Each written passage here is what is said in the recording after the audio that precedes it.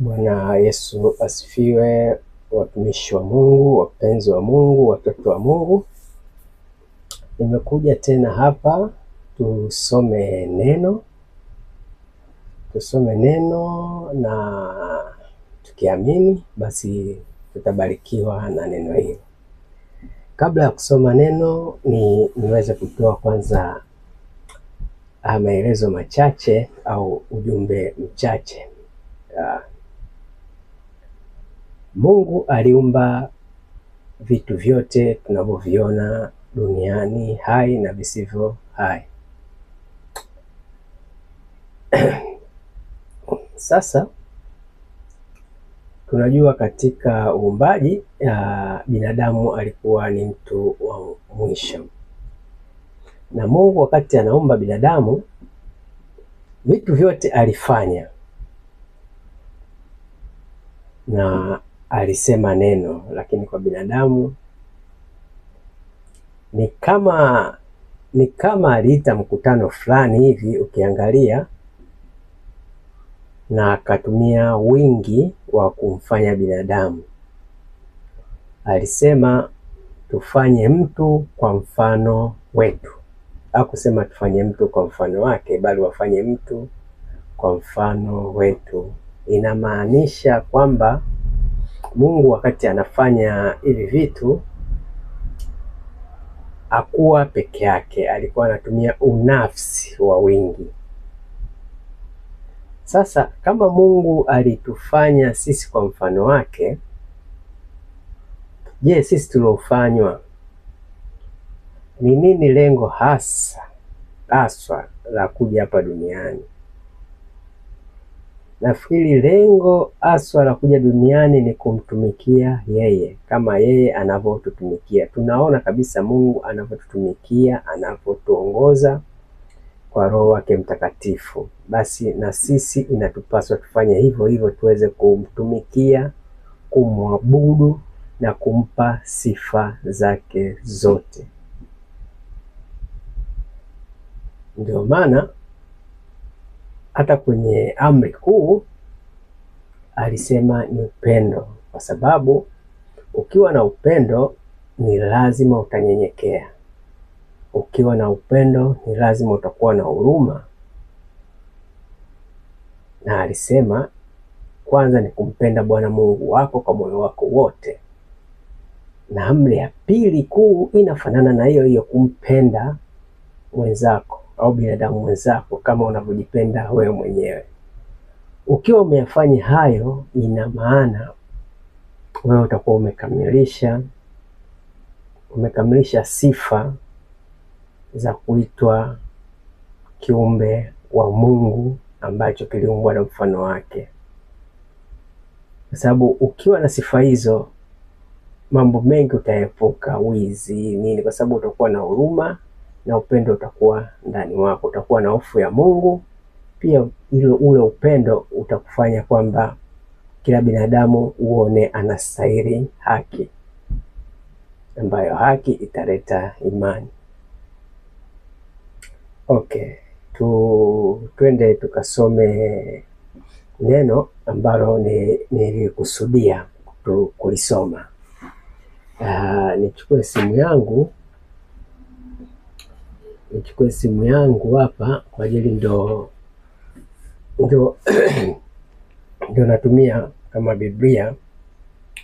Neno la kwanza tutasoma lile neno kutoka kwa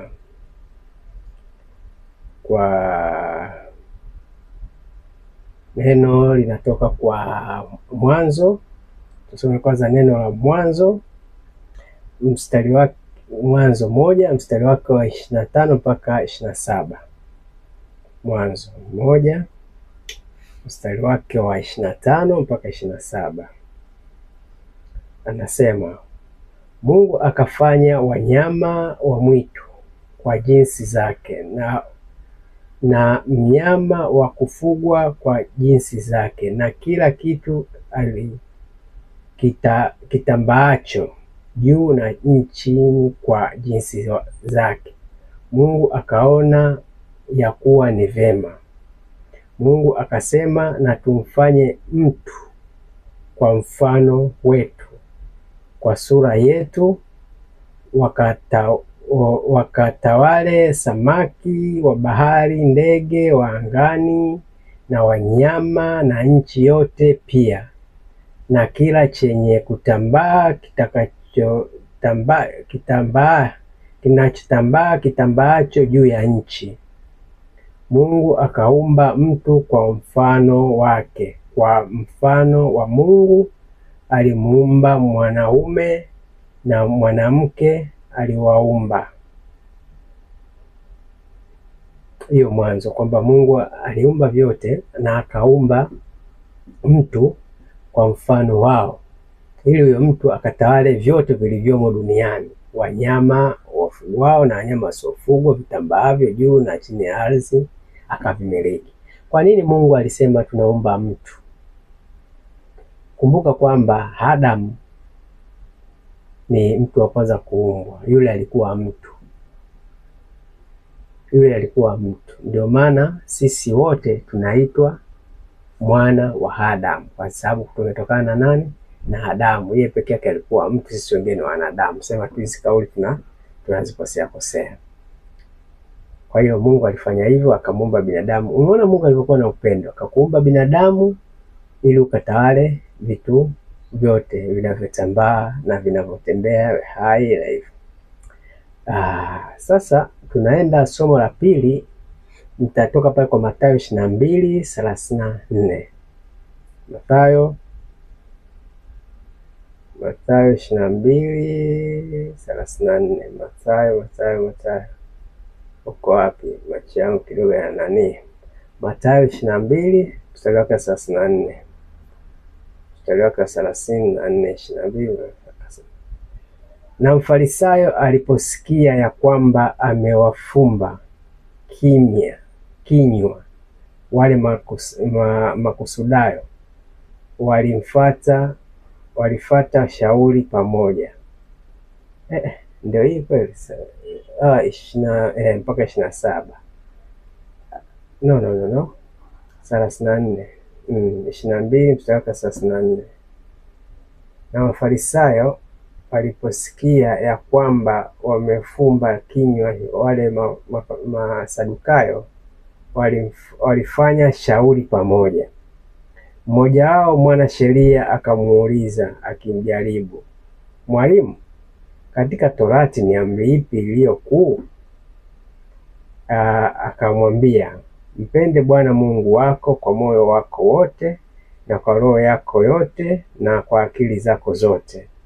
Tunaendelea. Hii ndio amri iliyo kuu, tena ni ya kwanza. Na ya pili yafanana na hayo, ni hii, mpende jirani yako kama nafsi yako. Katika amri hizi mbili utegemeana Torati yake na manabii. Torati yote na manabii.